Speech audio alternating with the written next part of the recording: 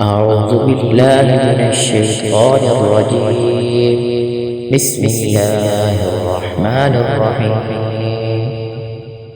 طه ما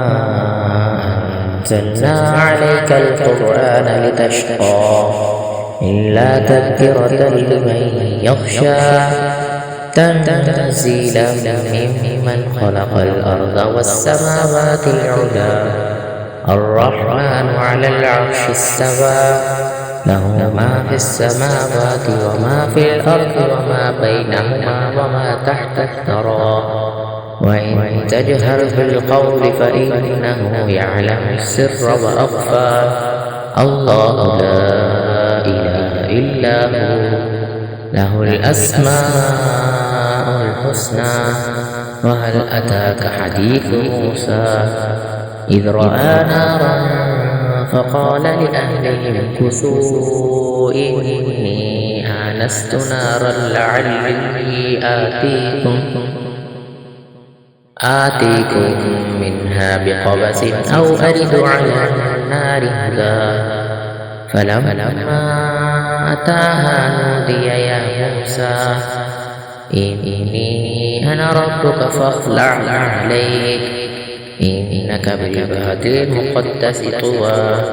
وأنا اخترتك فاستمع لما يوحى إنني أنا الله لا إله إلا أنا فاعبدني وأقم الصلاة لذكري إن الساعة آتية أكاد أخفيها لتجزى كل نفس بما تسعى فلا يصدنك عنها من لا يؤمن بها واتبع هواه فتردى وما تلك بيمينك يا موسى قال هي عصاي أتوكأ عليها وأهش بها على غنمي ولي فيها مآرب أخرى قال ألقها يا موسى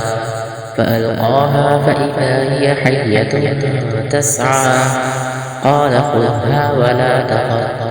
سنعيدها سيرتها الأولى واضم يدك إلى جناحك تخرج بيضاء من غير سوء آية أخرى